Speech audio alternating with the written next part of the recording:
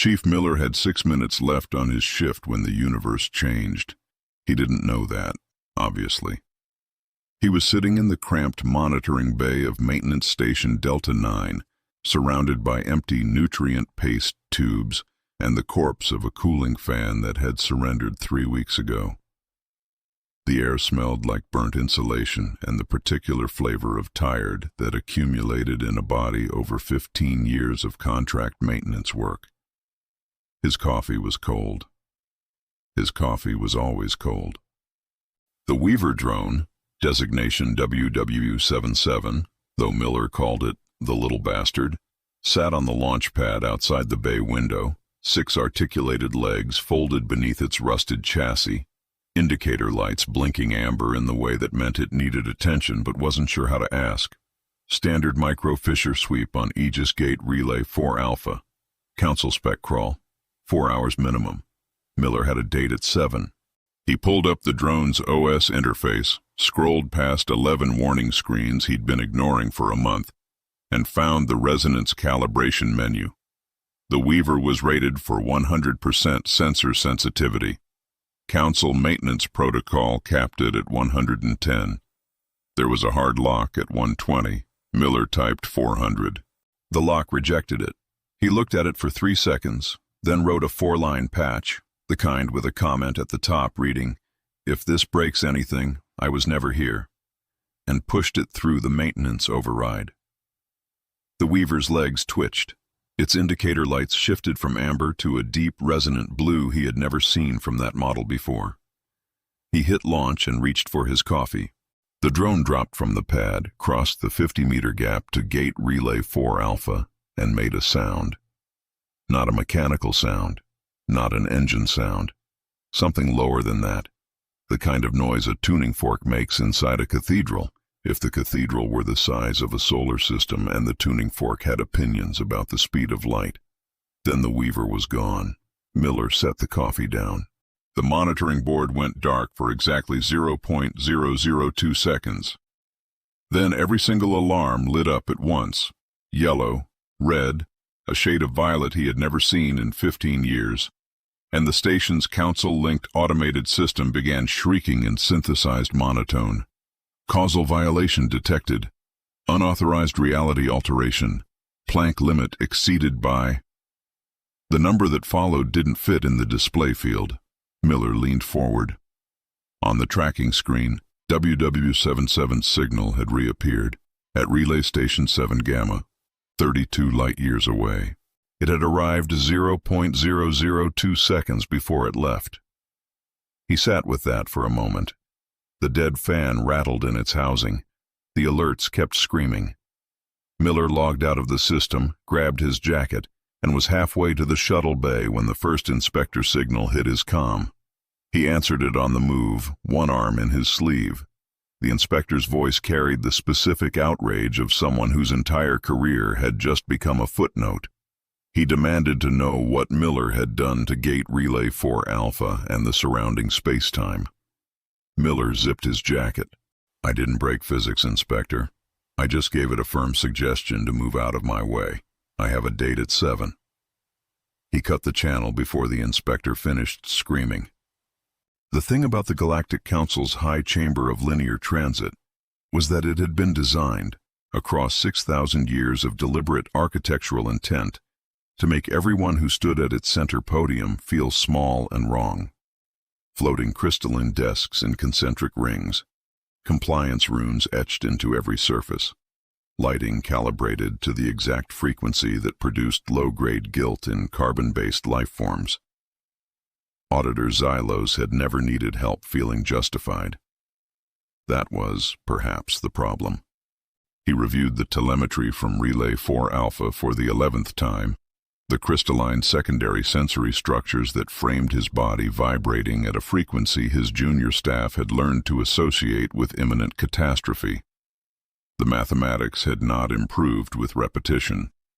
The Weaver drone, a 6-legged maintenance unit the size of a kitchen appliance, manufactured by a company whose registered capital was less than the cost of a single compliance rune in this chamber, had traversed 32 light-years in negative time. Negative time. The hum of the council's gate toll monitoring network filled the chamber through the walls, the sound of 11% of galactic revenue being tallied, categorized, distributed. The sound of 6,000 years of infrastructure justifying itself, second by second. The drone had bypassed all of it, accidentally, in 6 minutes, so that a maintenance worker could get to happy hour. The chamber doors opened with the clear chime of crystalline chimes, and Sarah Thorne walked in carrying a document case that was, by rough visual estimate, over 1,000 pages thick. She was human. She wore a suit that cost more than the monitoring station Miller worked on. She set the document case on the center podium with the precise care of someone placing a detonator, and she smiled. Xylos's secondary structures vibrated faster. The document case contained, as Thorne explained in the measured cadence of someone who had rehearsed this specific conversation 17 times and found all 17 versions satisfying, a pet ownership and sentient companion declaration for every Weaver drone currently operated by Terraform and Tinker LLC. The argument was precise. The Weaver drones demonstrated adaptive learning, autonomous problem-solving, and emotional attachment to their registered operators, all of which met the Council's own Tier 2 sentience criteria under the Protection of Cognitive Entities Act, Volume 3, Section 41. Xylos's secondary structures went still.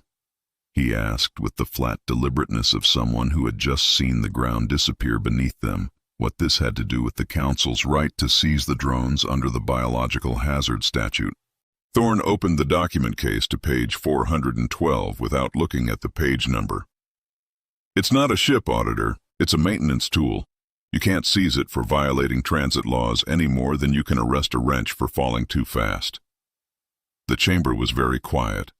Under Council law, a registered sentient companion could not be searched, seized, or subjected to technical examination without a psychological evaluation warrant. The warrant required consent from both the companion and its registered owner. The process took, at minimum, 8 months. Thorne closed the document case. We'll expect the psychological warrant applications by end of business cycle. In the meantime, WW77 is off limits. It's having a very stressful week. In the archives, deep in the records, the Council had been quietly hoping no one would think to reference. The Gnome incident resurfaced. 22 years prior, in a trade dispute over mineral extraction rights in the Fork system, a human logistics company had resolved the matter by delivering, via conventional freight, 11,000 hyperdense ceramic garden ornaments to the active extraction site. The gnomes, mass, 40 kilograms each, ceramic composite density, 8 grams per cubic centimeter, had been released from orbit at an altitude that made the word dropped a significant understatement. The extraction site had ceased to exist. The company's legal defense was that the gnomes were decorative items being shipped to a garden retailer. The routing error was regrettable. The invoice had been for 32 credits per unit plus standard fragile item surcharge. The Council had been unable to prosecute. Thorne stood at the archive podium now, in a briefing that had begun as a Council demand and restructured itself, within 11 minutes, into something that felt more like a hostage situation.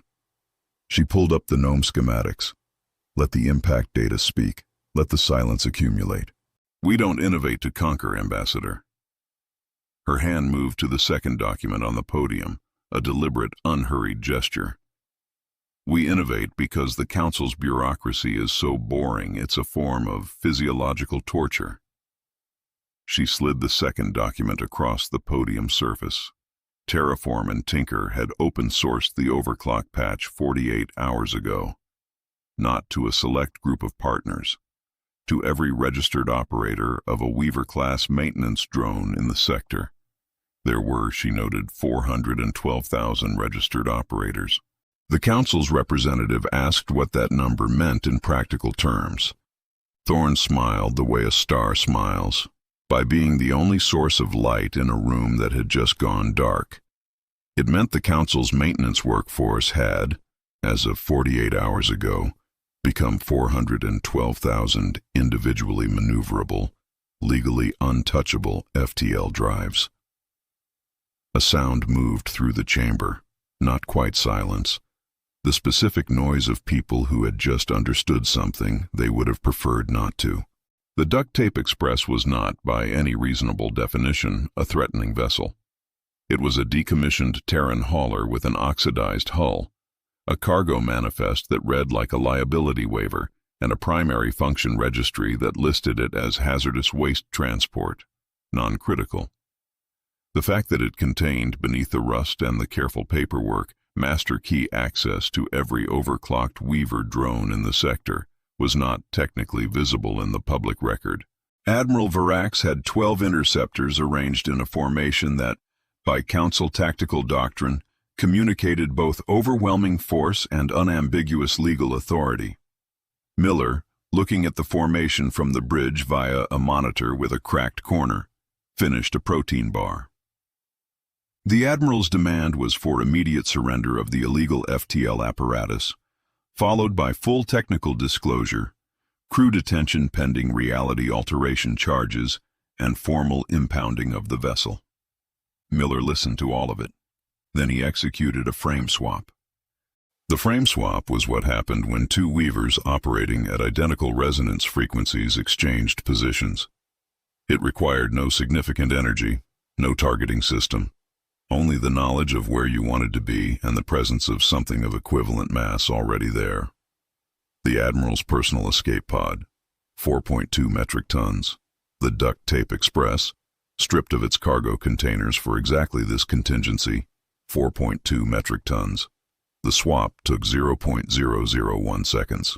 The Duct Tape Express was now inside the Dreadnought's internal docking bay, surrounded by confused deck crews and the specific silence that follows something that should have been impossible. The Admiral's comms crackled. He was now in the escape pod, floating outside his own flagship, delivering demands at a higher volume. Miller leaned toward the ship-to-ship channel. "Technically, we're not trespassing. We're cargo. Check your manifest, Captain." The Dreadnought's own hull now classified the Duct Tape Express as internal cargo, subject to internal cargo law rather than external fleet engagement protocols. External weapons could not be fired inward without breaching the Admiral's own ship's structural integrity certification. The Council fleet sat outside in formation and had nothing to shoot at. Miller asked the docking bay crew for the Wi-Fi password. No one gave it to him. But the request sat there in the logs, time-stamped and filed as evidence that from a human perspective, this had been a perfectly routine docking operation, and outside, 12 interceptors held position around a flagship that was currently more of a landlord than a warship, guarding cargo it could not legally touch. The deposition was held in zero gravity because neither party's legal team could agree on whose gravity standards applied, and so they had agreed on none. This was itself a small victory. The Council's legal team had proposed 3 different gravitational frameworks, each of which happened to favor their species' preferred working posture. Terraform and Tinker's team had submitted a single-page brief noting that the universe's default state was zero gravity, and that any deviation from it was a modification requiring mutual consent. The brief cited 4 precedents. The Council's team had asked for a week to review them. Terraform and Tinker's team had said that was fine and spent the week billing at their standard hourly rate. Terraform and Tinker's lead patent counsel, a human named Chen Wei who had the build of someone who had spent 20 years being underestimated and found it professionally useful, floated at the center of the deposition chamber with a tablet and the expression of someone who had been waiting for this specific conversation his entire career. The Council's legal task force, 14 attorneys representing 6 species, occupied the far side of the chamber in various states of physical distress caused by the weightlessness, the document volume, and the slow, dawning comprehension of what they were actually looking at. The patent filing was titled Localized Space-Time Puncturing, a method and apparatus for the nonlinear traversal of fixed distance intervals via resonant frequency anchoring. In substance, it was a patent on a specific frequency range within the electromagnetic spectrum, the resonance band the Weaver drones used to initiate a slingshot event. The argument was elegant in the way that the best traps are elegant. A human drone had operated at that frequency. The effect produced was novel and non-obvious, and there was a defined inventor. Under galactic patent law, novelty plus inventor plus non-obviousness equaled ownership. The Council's lead attorney asked, in the crisp voice of someone reaching for precedent, whether one could patent a frequency of physics. Chen Wei pulled up a case from the Council's own archive. 40 years ago, the Ziran Consortium had successfully patented a specific gravitational gradient on the grounds that their mining operations had characterized it. The Council had upheld that patent for 30 years before quietly letting it lapse when it became inconvenient. The attorney's respiratory fluid, the way his species communicated stress, became visible at the collar of his robe. The patent, Chen Wei explained, was not on the hardware, not on the drone. It was on the frequency itself. Every time a Council sensor array swept through that specific resonance band while observing a slingshot event, it was performing an unlicensed reproduction of a patented process. The lead attorney asked, in a voice that had begun losing structural integrity from the third sentence, what the per-observation licensing fee was. On the chamber's secondary display screen, Thorne's face appeared. She had not attended in person. She rarely needed to. You're not under arrest for heresy, Counselor. Not a flicker of warmth, not a variation in cadence. The voice of someone reading from a document that had been written long before this meeting. You're being served for copyright infringement. The universe just became a subscription service. The task force requested a recess. The recess lasted 6 days. During those 6 days, the Council's accrued observation fees reached a number that required scientific notation to display. To sue humanity, the Council needed to formally investigate the FTL technology. To investigate, they needed to scan it. Each scan cost 10 billion credits in licensing fees. The Council's available legal budget for the fiscal quarter was 9,800 million credits. They were, mathematically, unable to afford to pursue the lawsuit. The Crithor commando team that boarded the maintenance barge Perseverance was, by all available metrics, extremely good at their job. They were quick, silent, and had bypassed 3 security systems before the barge's automated network registered a boarding event. They found the Weaver drone storage bay in under 4 minutes. What they found in the drone's source code was another matter. The primary operational language was COBOL, not a modern interpretation of COBOL. Original COBOL, the variable naming conventions and structural logic of a system built to run on hardware that no longer existed. It had been the personal preference of the engineer who originally wrote the Weaver's core OS, and no one had refactored it because it worked fine. And refactoring things that worked fine was not something human maintenance contractors did when there were other things to fix. The code was 14,000 lines long. It had been commented in a dialect of English that predated galactic contact. The indentation was inconsistent in a way that implied it had been written by at least 3 different people over a period of years, none of whom had fully read what the others wrote. Interwoven through the COBOL in the comment fields and documentation strings was a dialect of 21st century human internet slang. It had no authorized translation guide. Its meaning shifted based on cultural context that existed nowhere in the Crithor intelligence database.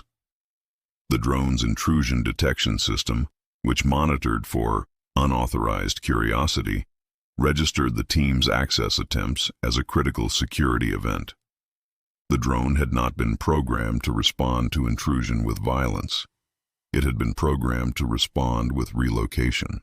The Weaver assessed 5 entities interacting with its casing without a registered operator handshake. It assessed their mass. It searched its coordinate library for a location matching the security classification required for high-value asset protection. It found the Erethian Grand Wellness Retreat, the Crithor Empire's most exclusive and heavily secured private spa facility. cataloged in its system under restricted access, Council tier, high security civilian.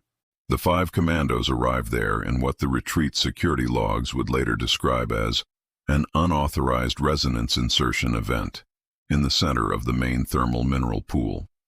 Before the drone sent them, it had taken the liberty of etching a formal line notice into the exterior hull of the Krthar boarding ship. 40 centimeters tall, the text cited Section 14 of the Galactic Asset Protection Framework, characterized the unauthorized interaction as a billable event, and included a payment QR code. The commando team leader's after-action report, filed 2 weeks later from a guest suite at the retreat pending diplomatic resolution of the trespassing charges, included a formal request for clarification on how to reverse engineer a system written in a dead language interleaved with what his translator rendered, apparently without irony, as aggressive irony. Chen Wei, when the Krthar formal complaint reached Terraform and Tinker's offices, did not look up from his tablet. "We didn't encrypt the drive. We just wrote the manual in sarcasm. Good luck reverse engineering a joke." The Sol System Maintenance Zone Declaration required a 2-person sign-off from Terraform and Tinker's operations director and their licensed Galactic Infrastructure Compliance Officer. Both were available. The paperwork took 11 minutes. Under Article 4.2 of the Galactic Infrastructure and Safety Framework, any star system actively undergoing maintenance by a licensed contractor was classified as a designated maintenance zone. Military vessels could not enter a maintenance zone without a Class C safety escort from the licensed contractor. The provision existed to protect maintenance crews from accidental weapons discharge in active work areas. The Council's fleet of 10,000 warships arrived at the edge of Sol System and stopped. They stopped the way a tide stops, not because it wants to, but because there is a wall it did not put there. The request for a Class C safety escort went through proper channels to Terraform and Tinker's operations office. Operations replied, within the legally mandated response window, that all available escort pilots were currently engaged in mandatory training, and no escorts could be provided until the training was complete. The fleet commander asked when the training would be complete. Operations replied that it was difficult to say. The course material was extensive, and several pilots had expressed difficulty with Module 7, which covered sensitivity to the transit needs of slower, legacy technology users. The fleet commander asked if the training could be expedited. Operations replied that mandated training could not be legally expedited and attached a copy of the Interstellar Labor Act, Section 44, for reference. 10,000 warships sat at the edge of Sol System. Crews filed 17 formal complaints over the first 3 weeks. The complaints were received, logged, and assigned to a review queue with an estimated processing time of 8 to 12 months. The FTL schematics were, technically, stored on a server complex on a moon in the outer Sol System. The Council's seizure team found a server farm containing 4.7 petabytes of data, all organized under the filing taxonomy of a subscription newsletter service for garden ornament enthusiasts. The newsletter had 4,000 registered shell company owners. Each company held 1 page of encrypted content. The encryption keys were distributed across the subscriber base as exclusive member rewards, embedded in monthly promotional materials for ceramic figurines. The seizure team filed their manifest. The server contained 4,700 full-color images of garden gnomes, product descriptions, testimonials, a recipe section that had no apparent connection to the FTL program but which had been included, according to an internal memo, because it makes the whole thing seem more authentic. The investigation cost more than the seizure budget. The GNOME newsletter gained 900 new subscribers from the publicity.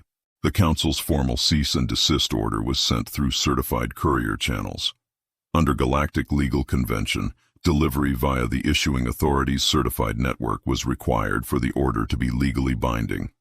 The Aegis Gate network, at Council standard transit speed, would deliver it in 3 years, 2 months, and 11 days.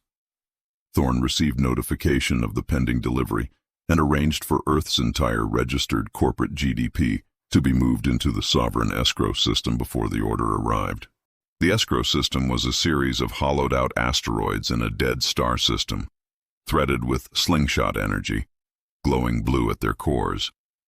Anything placed inside existed in a loop between seconds, moving at infinite speed in a closed cycle, technically beyond the reach of any seizure mechanism that operated in linear time. The engineers who designed it had spent 3 months arguing about whether between seconds was a legally precise description of the temporal state, and had ultimately included a footnote in the technical documentation explaining that it was approximate and that the Council was welcome to commission a more accurate description at their standard consulting rate. The asteroids hummed as Earth's wealth moved through them. It was a low sound, the kind that lived in the chest rather than the ears, the sound of an incomprehensible amount of kinetic energy arranged into something that resembled, from the outside, a filing system. By the time the cease and desist was legally received at Terraform and Tinker's registered address, there was nothing in the Sol System corporate registry that hadn't already been somewhere else first. The order arrived stamped and certified, 3 years in transit, at a mailing address for a company whose assets were, for jurisdictional purposes, between moments.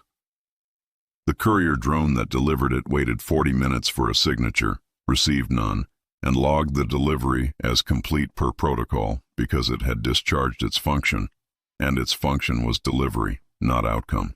The cease and desist sat on the physical doorstep of a registered office that contained, at the time of delivery, 1 folding chair and a GNOME newsletter subscription renewal form. Someone had left a mug on the chair. The mug was cold. High Admiral Varax had spent 40 years in Council service. He had a record of successful operations across 11 conflict theaters. He had never, in 4 decades of command, lost a fleet action to a maintenance contractor. Operation Deadbolt was his plan. Clean, decisive, geometrically sound. A network of interdictor nets, massive gravitational snare constructs, positioned to physically cage the human sectors and prevent slingshot transit.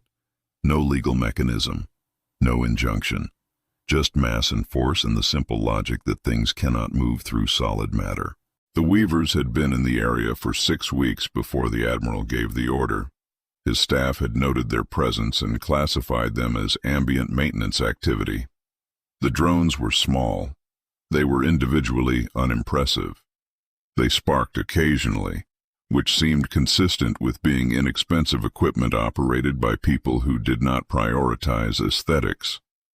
No one had issued a directive about them because they were maintenance drones running maintenance protocols, and there was no regulation against that, and so they continued. What they had been doing for 6 weeks was taking measurements. The Weavers operated on resonance. The interdictor nets operated on gravitational mass and quantum anchoring. Gravitational mass and quantum anchoring had the Weavers' distributed processing determined through the methodical patience of systems that do not experience frustration. A resonance frequency. Everything had a resonance frequency if you examined it carefully enough, and long enough, and with sufficient precision. The Weavers began making adjustments. They logged the adjustments as structural integrity improvement. The interdictor nets were, technically, showing microstress fractures consistent with premature material fatigue. The Weavers were qualified to address microstress fractures. No directive had told them not to. Miller was in a briefing with the Duct Tape Express's crew when the report came in. He looked at the updated schematic of what the Weavers had constructed. He thought about it for a moment. The hum of the ship's ventilation filled the silence. The Admiral wants to cage us? A slow exhale, the kind that carried 11 months of escalation in it. Fine. Tell him we're reinforcing the bars, with high tensile quantum resonance. The interdictor nets, as reconfigured by 412,000 cooperative Weaver drones operating in the most technically legitimate maintenance operation in galactic legal history, were now calibrated to a specific resonance frequency, the frequency of the Council's home fleet staging area. The nets were aimed there. The Admiral received the maintenance completion report via the Weaver's automated filing system. It cited specific improvements. It included an invoice. It was signed WW77 et al., Terraform, and Tinker LLC. The Admiral looked at the schematics for a long time. He did not give the order to fire the interdictor nets. He did not give that order that day, or any subsequent day. His career review, submitted 6 weeks later with a recommendation for early retirement, noted that the Admiral had demonstrated exceptional restraint in a complex operational environment. This was the kind of phrasing that meant something entirely different from what the words said, and everyone who read it understood that. The Council's response to the Slingshot had proceeded through denial, investigation, litigation, and military action. Having exhausted those approaches, they arrived at legislation. The High Assembly passed with unusual speed the Planck Preservation Act, declaring any transit event exceeding the official Planck limit an act of piracy, subject to immediate asset seizure and criminal prosecution. The problem with legislating against a transit method where the ship arrived before it left was primarily definitional. 3 weeks after the act passed, a Council enforcement cruiser intercepted a human freight vessel on a Slingshot lane. The cruiser's transit records showed the freight vessel entering the destination coordinate at a given timestamp. The freight vessel's own records showed it departing a different coordinate at a time that was 0.004 seconds after its arrival timestamp. The vessel had arrived before it left. The enforcement cruiser's pilot filed a report. The report was 6 pages long and included a supplementary section the pilot had labeled Philosophical Notes, which his supervisor subsequently removed from the official record, but retained in a personal file for reasons that were never formally explained. The legal division forwarded the main report to the Temporal Logistics Subcommittee, which had not previously existed and was assembled specifically for this category of incident. The subcommittee's founding members received their appointment letters and a briefing document that opened with 3 pages of definitions and then acknowledged, on page 4, that the definitions were provisional because the phenomena being defined did not fully cooperate with existing terminology. The subcommittee requested a deposition from the freight vessel's captain, a human woman named Reyes, who had been running Slingshot lanes for 8 months and had stopped being surprised by anything around month 6. "I didn't break the limit, officer." Her voice on the recording had the flat quality of someone who genuinely did not care what the procedurally correct answer was. "I never even entered the lane. I'm just a very enthusiastic hallucination." The subcommittee determined that if the vessel had not been in transit at the moment of transit, it had not violated transit law. The determination was internally consistent with the framework they had been given to work within. It was also completely irreconcilable with every adjacent area of galactic jurisprudence. The Planck Preservation Act was suspended pending review. The review was projected to take 4 to 6 years. In the interim, Slingshot traffic increased by 300%. The Council's Aegis Gate network had, at its peak, processed approximately 40% of galactic cargo traffic. As the Slingshot made the gates economically irrelevant, that fraction dropped, and Earth offered to help with the transition. The offer was framed as a goodwill gesture. Terraform and Tinker had excess freight capacity and would route additional cargo through the Council's existing gate network to ease congestion for trade partners still dependent on conventional transit. The freight was classified in every manifest as highly volatile environmental processing substrate. The classification triggered mandatory slow transit protocols under the Council's hazardous materials framework. Each container required individual inspection at each gate node. The material inside the containers was compressed sawdust. It was completely harmless. It met every technical criterion for highly volatile environmental processing substrate because the classification had been drafted before human involvement in the network, and the authors had not anticipated a material that was simultaneously and legitimately combustible in oxygen atmosphere conditions and physically incapable of causing meaningful harm in a vacuum transit system. The gates clogged.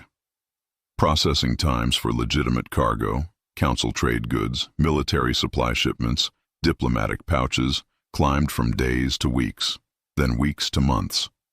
The gate operators filed 47 formal grievances.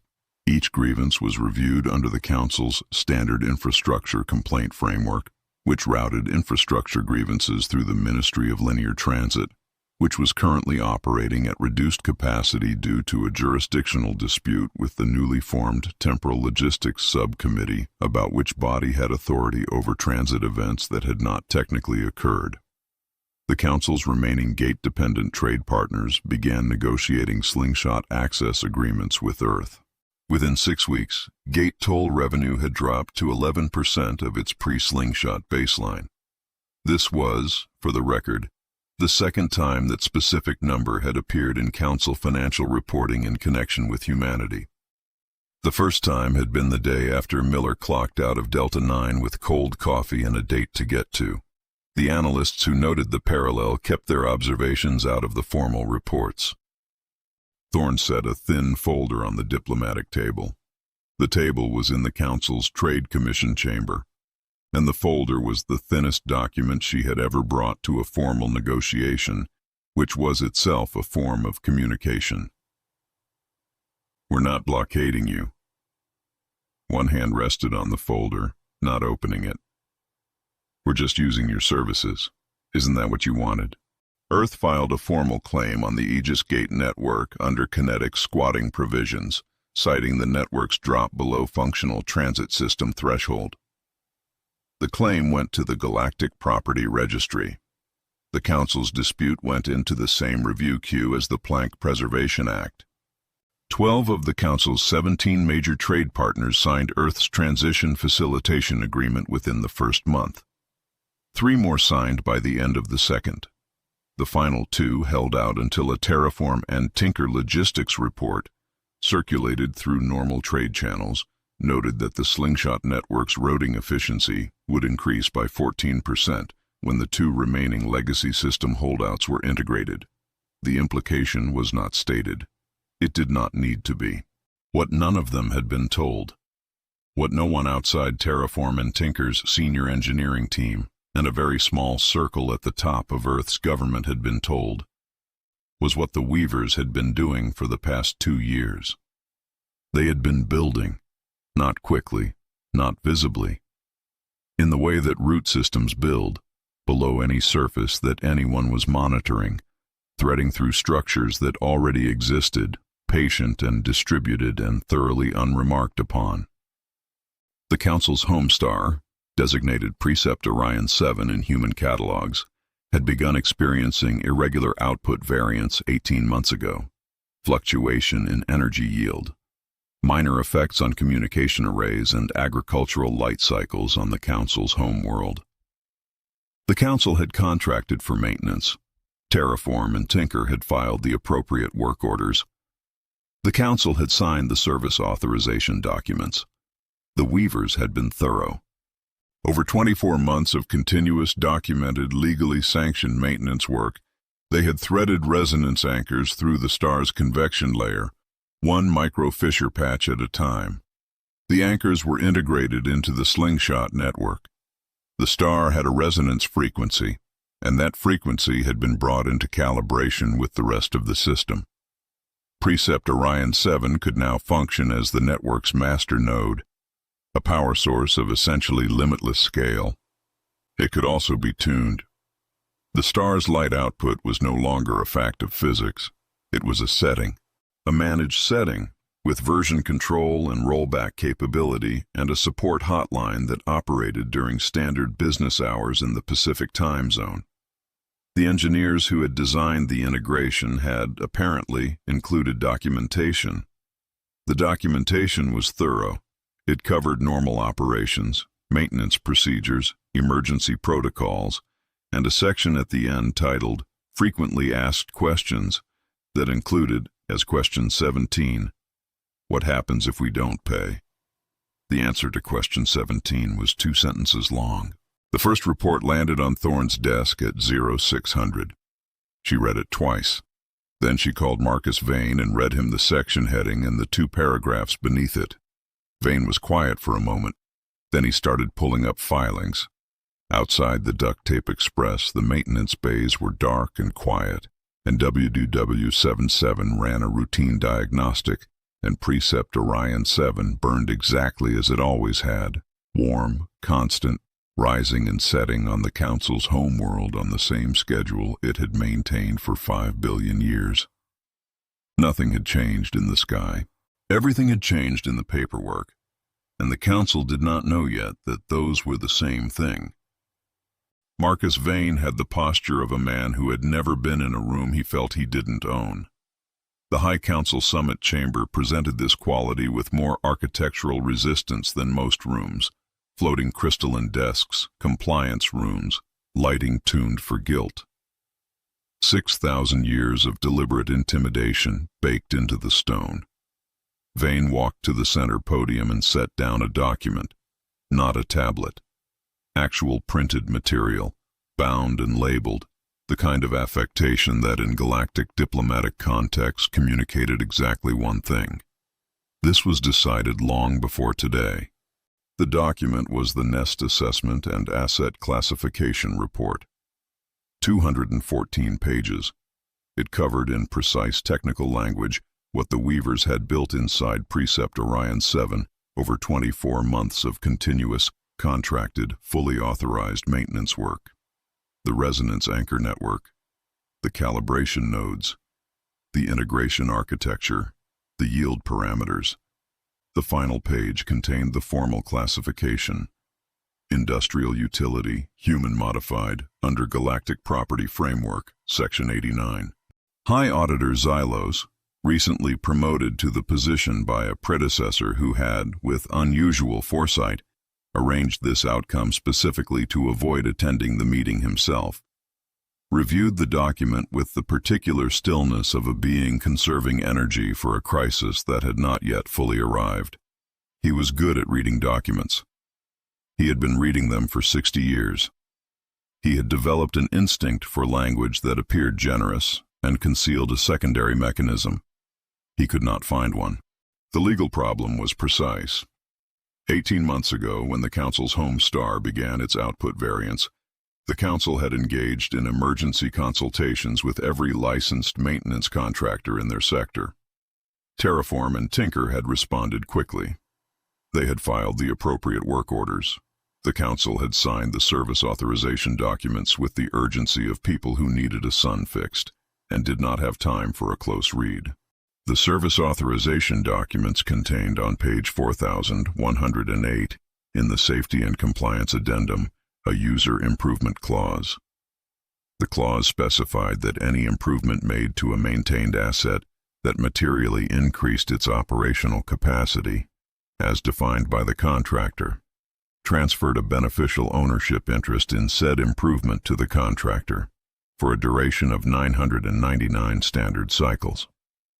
The star's integration into the Slingshot network was, unambiguously, an increase in operational capacity.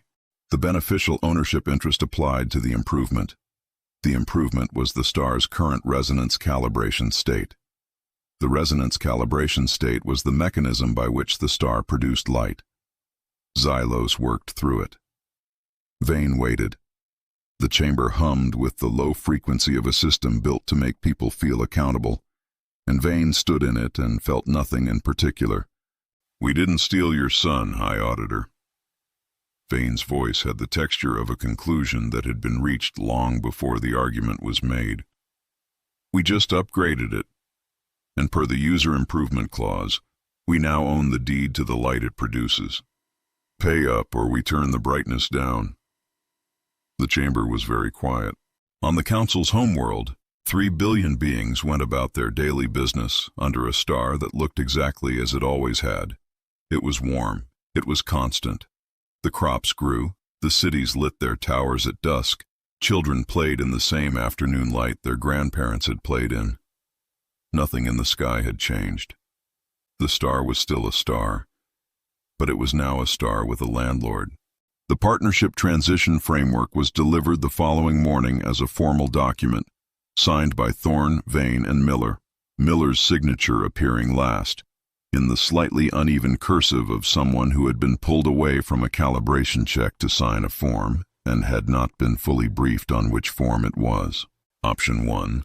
The Council continued to operate its remaining gate infrastructure independently. Transit times would remain at legacy speeds. Trade partners, now predominantly integrated into the Slingshot network, would continue to drift toward Earth's infrastructure ecosystem. By conservative economic modeling, 40 years would reduce the Council to a regional authority with no meaningful interstellar economic reach.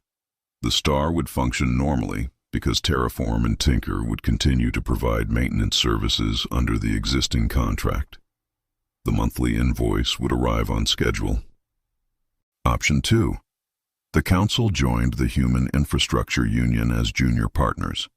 Full Slingshot access at negotiated rates, economic recovery, continued self-governance within a framework that recognized Earth as the senior infrastructure authority. The difference between the options was, primarily, what the Council was willing to call itself. Xylos reviewed the framework 3 times. He looked for the trap, the secondary mechanism, the buried clause, the provision that appeared to offer something and did not. He had 60 years of experience finding those. He had built his career on the assumption that documents were never entirely what they appeared to be, that every concession concealed a counter-advantage, that generosity in the short term was always a vector for leverage in the long term. There was no trap. That was the part that kept catching him. He read it again. He had a junior auditor read it independently without context. He requested a blind review from the Council's external legal consultants. All 3 readings returned the same conclusion. The framework was exactly what it appeared to be. No further leverage was needed, concealed or implied. The reason there was no trap was, he eventually understood, that humanity didn't need one anymore. The trap had already closed. It had closed the moment the Council signed the Star Maintenance contract, and the moment before that when they hired human drones to fix their infrastructure, and the moment before that when they built infrastructure expensive enough that they needed someone else to maintain it. Every trap had already been sprung. The document on the table was not a trap. It was an invoice. The summit ran for 3 days. On the first day, the Council's delegation attempted to introduce 3 counter-proposals. The first proposed a joint oversight committee with equal representation from both parties. Vane noted that the beneficial ownership interest in Precept Orion 7 was not subject to committee oversight, as it derived from a valid contractual clause rather than a diplomatic agreement. And he did this in a tone that communicated precisely nothing about how he felt about it personally. The second proposal suggested a phased transition with a 40-year implementation timeline. Thorne pointed out that the monthly invoice for the User Improvement Clause services would accrue during a 40-year phased transition, and provided a figure. The third proposal was withdrawn before it was fully presented. On the second day, the Council's infrastructure delegate asked, in a tone so carefully constructed it had ceased to carry any detectable emotion, whether the Slingshot technology could be extended to their legacy gate network, whether the gates themselves could be integrated rather than abandoned. Vane said yes. The delegate asked what the integration would cost. Vane named a number that was, by human corporate standards, extremely reasonable. By Council standards, it represented approximately 4% of annual GDP. The delegate did not walk out. He wrote the number down. He looked at it for a moment and then put his writing implement away. The framework was initialed by the full High Assembly on the morning of the 3rd day. The first tourist slingshot to arrive at the Council's capital carried 32 retired human school teachers from Auckland, New Zealand. They had booked through a travel agency that was, several corporate layers beneath the surface, registered as a non-profit garden gnome enthusiast club. They emerged from the transit shimmer in the forecourt of the Precept Hall of 1,000 Voices. The Council's most sacred administrative structure, 6,000 years old, the physical repository of every law that had ever organized the movement of civilizations. The architecture was designed to communicate the weight of history, the mass of accumulated governance, the density of consequence. The stone had been quarried from a moon that orbited the Council's home world, selected because its mineral composition resonated with a frequency the Council's founding scholars had associated with permanence. Everything about the forecourt communicated that what happened here mattered, had always mattered, would always matter. The tourists were wearing lightweight vacation clothing and carrying bags from duty-free shops in 3 different star systems. One of them had a small ceramic gnome clipped to her carry-on strap. It had a hand-painted smiley face on it. The nearest security officer stared at the gnome. It was 14 centimeters tall. Its glaze was slightly uneven in the way of hand-painted objects. It cost, according to the receipt still attached to the strap, 11 credits plus shipping. The security officer had stood in this forecourt for 16 years. In 16 years, the forecourt had received heads of state, galactic tribunals, delegations from civilizations older than Earth's industrial age. Every arrival had been calibrated to the weight of the space. Protocol ensured that what came through those gates matched what the gates represented. The gnome had a smiley face. A woman near the front of the group, 73 years old, 40 years of classroom teaching making her constitutionally immune to the weight of historical significance, stepped forward and looked at the security officer with polite patience. She wanted to know where the buffet was. She had heard there was an authentic one somewhere. The security officer's translation implant attempted to render authentic in a way that carried its full philosophical weight. The question of what experience remained genuine when the context that produced it had fundamentally changed.